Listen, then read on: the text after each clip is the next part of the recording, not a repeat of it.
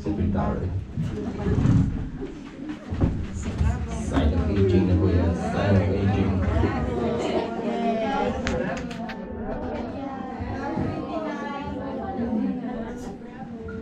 Let us pray. Bow your heads and let us pray. May commercial pa.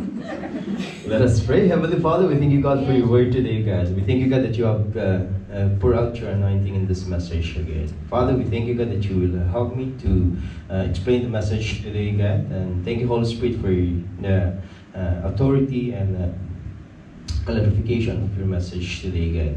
Help me to deliver your message, Lord God, with boldness and joy in my heart, Lord God. And I pray for every soul, Lord God, every heart standing before your presence, Lord God. Lord, we thank you, God, that their hearts are ready to receive your word today, Father God. We thank you so much, Lord God. We bless your name today, Father God. And we thank you once again for your word will be written on hearts today, God. Father, we thank you. This is your prayer, Father God. This in the name of Jesus Christ. Amen. Before we sit down, just share your smile to one another. Share your smile. Share your smile. Okay, sa ating kapatid.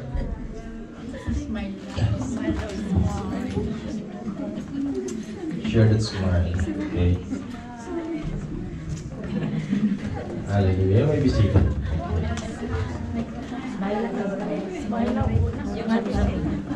Hallelujah. Okay. Are we all ready? Alright. Sure. I will take only your time. A few minutes. Okay.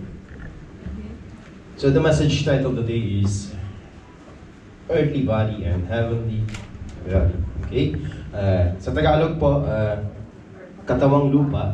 Katawang lupa, tama ba? Katawang, lupang katawan. Katawang lupa at katawang panglangit. Okay?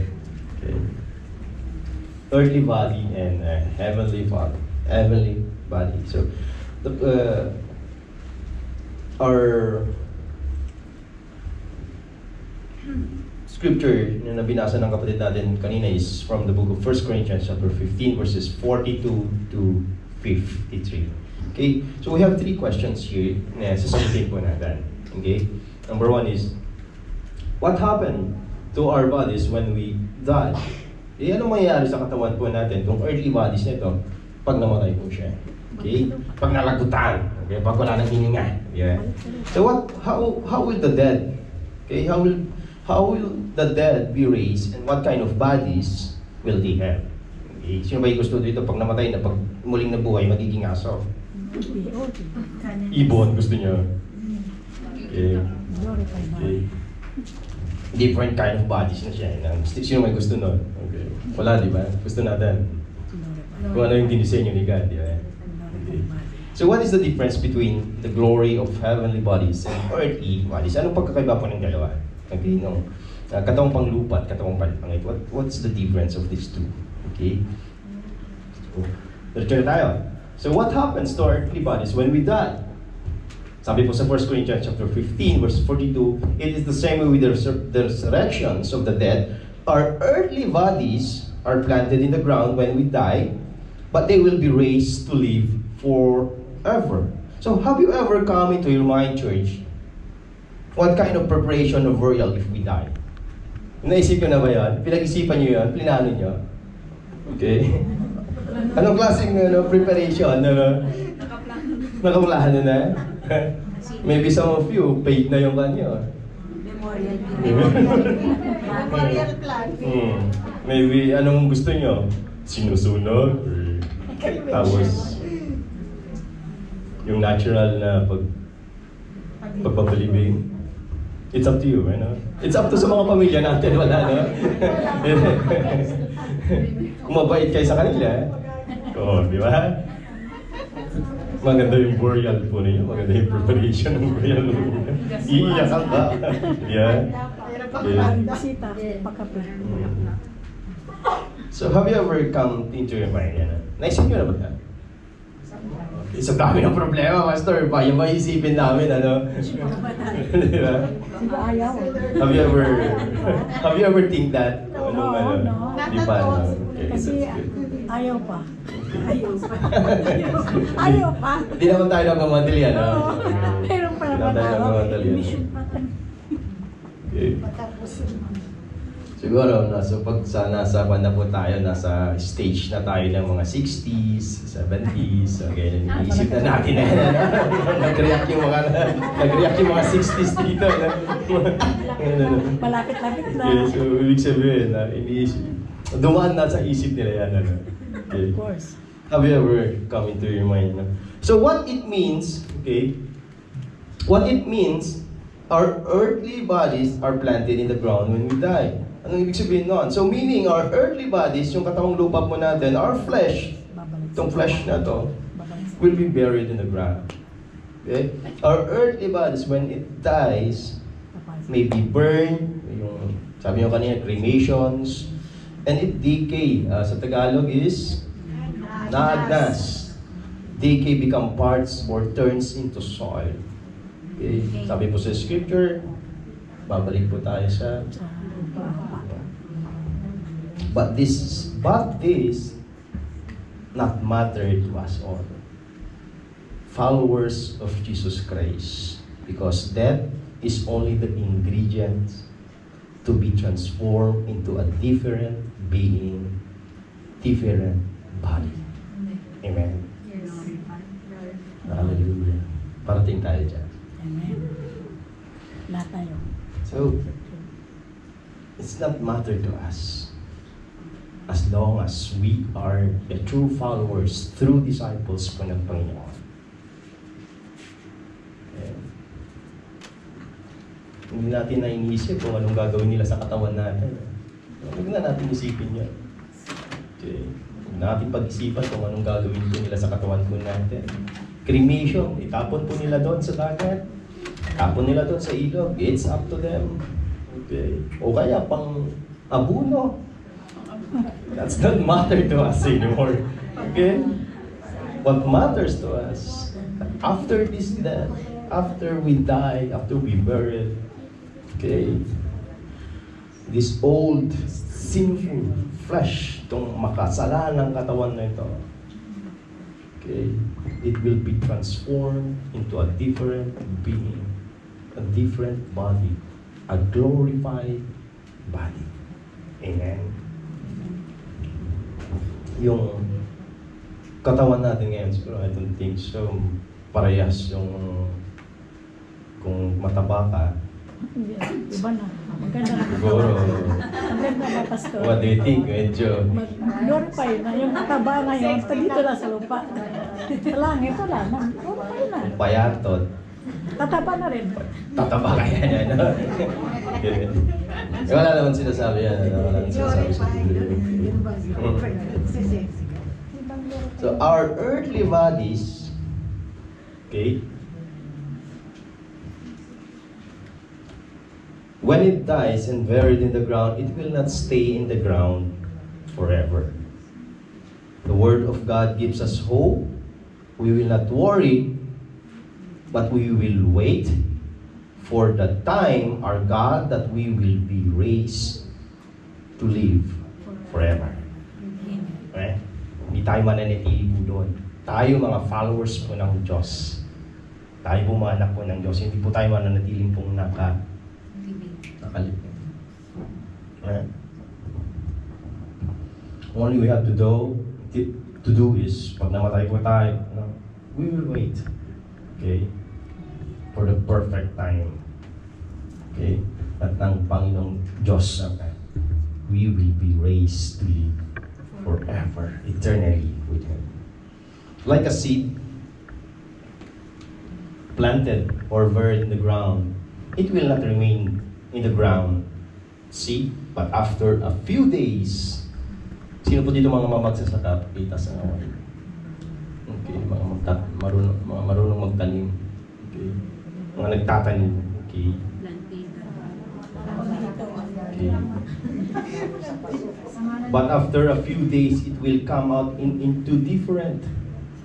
New two green leaves will come out. The same with our earthly bodies. It will transform into different bodies. Amen? We have to wait. Okay. Yung mga nagtanim, Tinanim na yung buto after a minute. Tutubo na ba? Hindi. It will take days. Okay?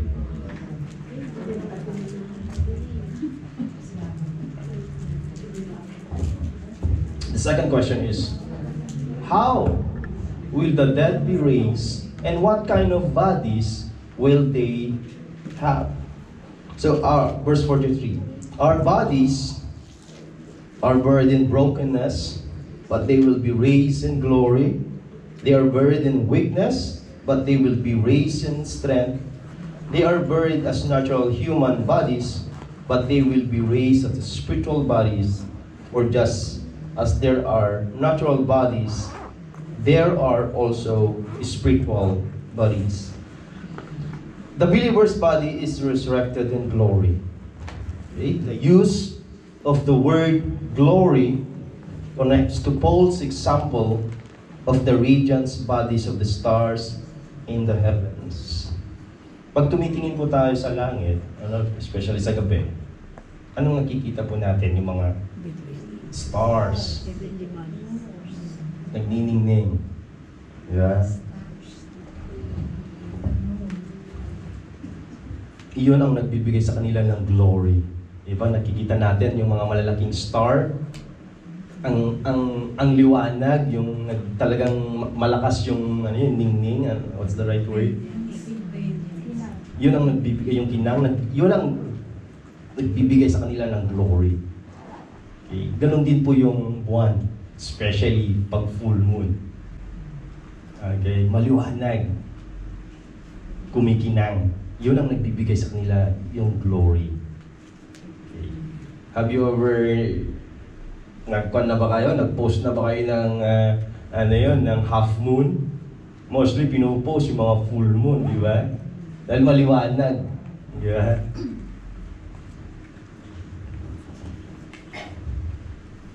So Bible teachers often refers to resurrected bodies as glorified bodies. This is how it will be when the dead are raised to life. When the body is buried, it is mortal. When raised, it will be immortal.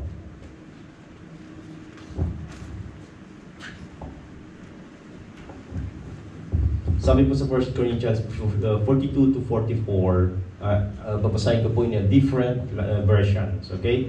So also is the resurrection of death, the body sown corruptions, it is raised in incorruptions. It is sown in dishonor, it is raised in glory. It is sown in weakness, it is raised in power. It is sown a natural body, it is raised a spiritual body. There is a natural body and there is a spiritual body. Paul portrays four contrasts between our natural body and the resurrection body. Number one, it is sown in corruptions but raised in incorruptions. So, papaliwanag natin mamaya. It is sown in dishonor but raised in glory. It is sown in weakness but raised in power. It is sown a natural body but raised a spiritual body. Number one, so the body is sown in corruption and raised in incorruptions. The word sown refers to living. We put the human body into the ground just like a seed. But God raised into incorruptions or imperishable na katawan.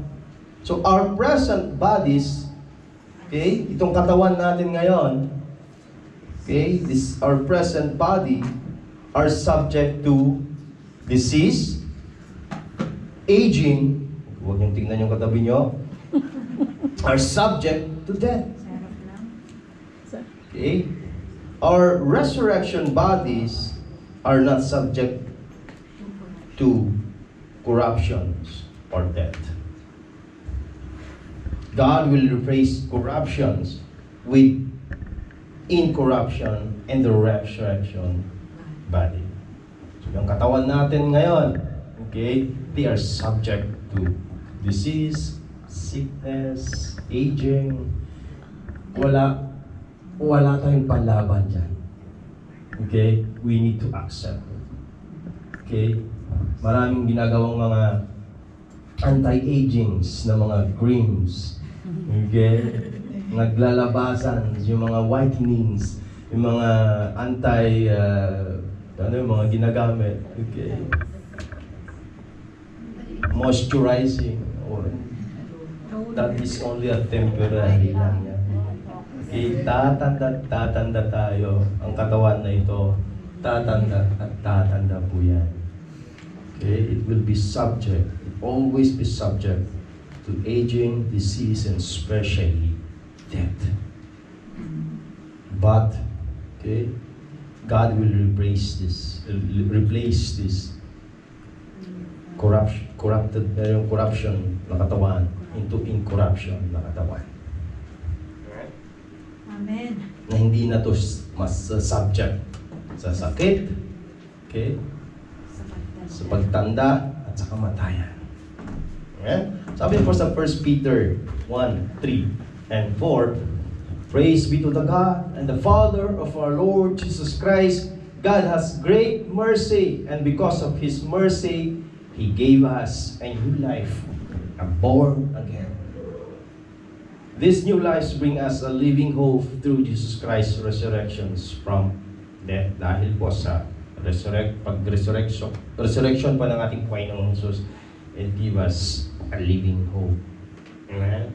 E huwag natin pong iniisip kung kailan po tayo mamatay. Huwag po natin isipin yun. Importante, after we die, we will be raised again. Amen? Into a different body. Amen? A beautiful one, a wonderful one. Okay? Lord, excited na ako. Sinong excited? Lord, gusto ko na, Lord.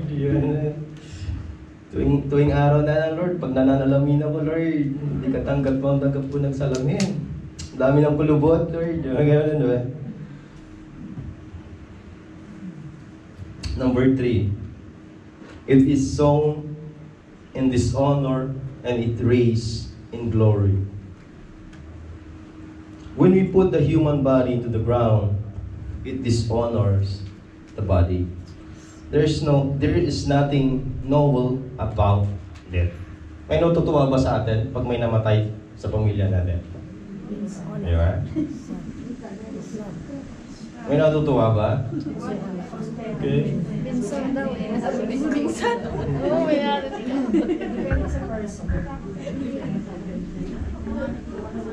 Death, it dishonors the body.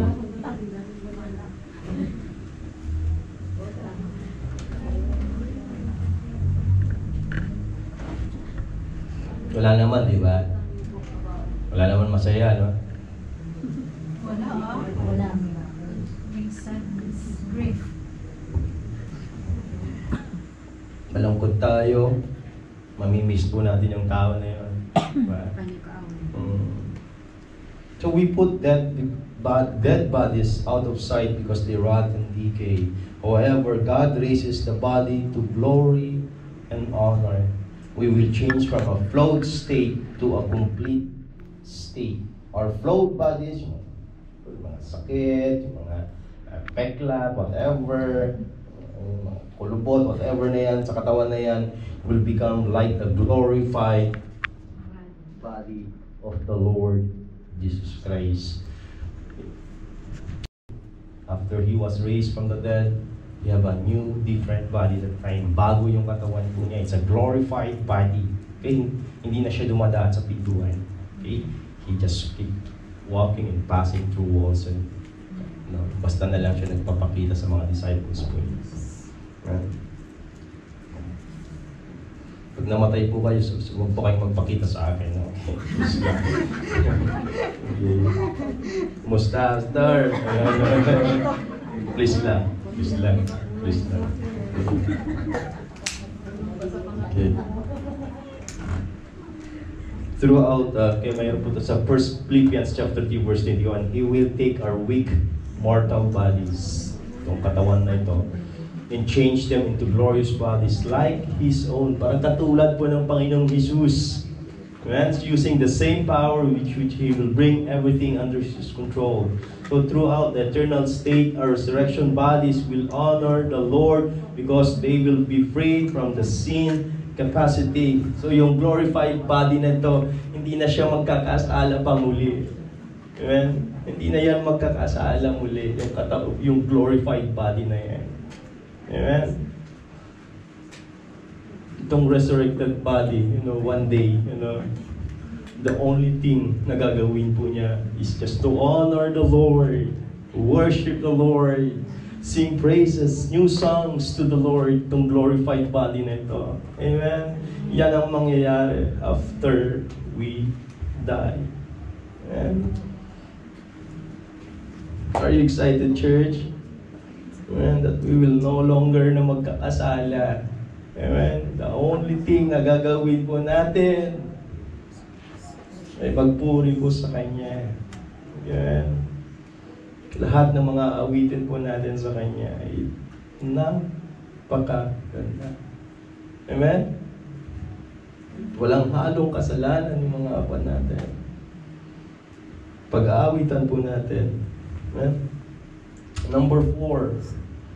Okay, it is sown in weakness and it raised in power. So the body is at the point of ultimate weakness when it dies, but it is more powerful in resurrection body. Our body succumbed to disease. Ibig po sabihin po ng succumb is nakalimutan ko yung Tagalog. Hindi niya ma-overcome or hindi niya check nga? Hindi niya mapigilan, hindi niya mapigilan yung mga sakit na yan, yung mga disease na yan. Okay? Because it is weak. Mahina yung katawan na ito. Okay? The fact that the diseased body rises from the dead demonstrates God's power in raising something so corruptible. It is sown a natural body. It is raised a spiritual body. So the word, God designed these present bodies only for this life. Itong katawang lupa na ito, dinisenyo lang po para sa itong buhay nito. Only for this life, this present life. Okay, this earthly body. Itong katawan na ito. Okay? Dinisenyo lang siya na pang-earth lang. Okay? Pang-lupa. Okay?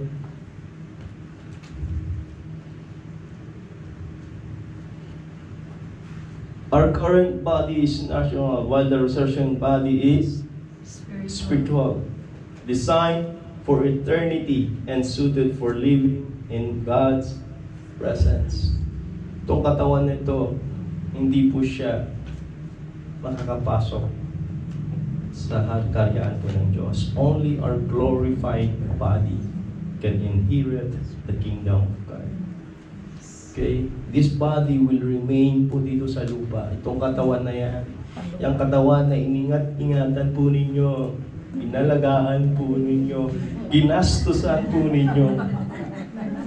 Nagparitoke pa kayo, surgery, mga katawan na po yan. It will remain here, dito sa mundong ito. Okay? Magiging pong lupa po yan. Okay? Hindi po pong ibig sabihin, hindi nyo na inaalagaan. Katawan po yan ng Diyos, templo po yan ng Diyos, ng Espiritu. Alagaan po ninyo. Okay? Hindi ko sinasabing, hindi na ako magpaganda. You need to be presentable dahil you are representing God Himself. Amen? Cleanliness. You are representing God. Okay?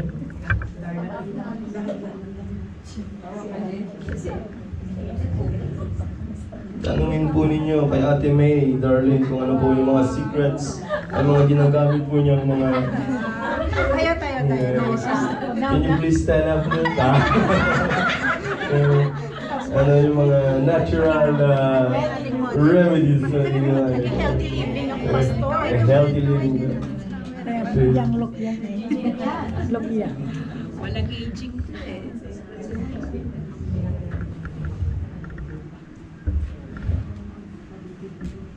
Okay. Next question. So what is the difference? Anong pagkakaiba po ng glorified body at earthly body? So earthly body comes first. Okay? Nauna po. Okay? Ang katawang lupa. Okay? And heavenly body comes later. Lahat po tayo po, ipinanganak po na makasalanan. Okay? Na-adapt po natin or na-inherit po natin po yung sin nature po ni Adam. Okay? So, pinalak po tayo pong masalanan. Okay? So, after that, na-born again po tayo. Heavenly bodies will come later. Okay? Pag na-born again tayo, namatay po tayo. Glorified body will come later. Okay? Susunod yan. So, earthly body is like the first man, Adam, was made from the dust. Okay? Ginawa po siya from? Okay.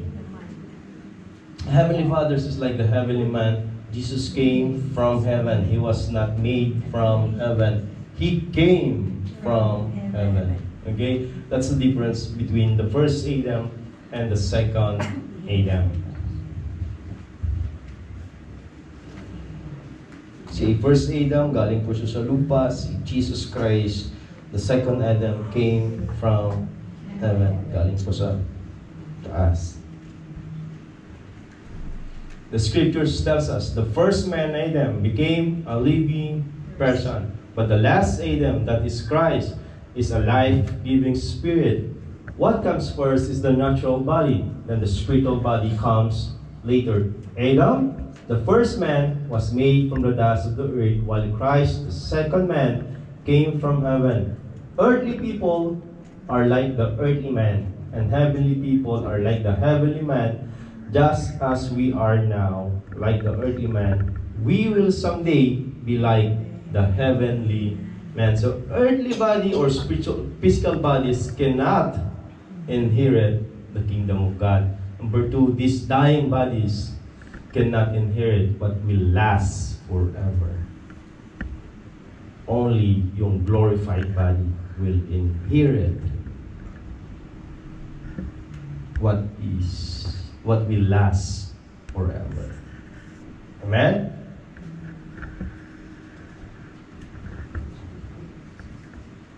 Verse 50, what I'm saying, dear brothers and sisters, is that our physical bodies cannot inherit the kingdom of God. This dying body cannot inherit what will last forever. So what is the good news for being a true follower of Jesus Christ? Or being still alive and breathing? Okay? Can you shout, I am a follower of Jesus Christ? I am a follower of Jesus Christ. If raptures happen today or now, okay, here's the good news.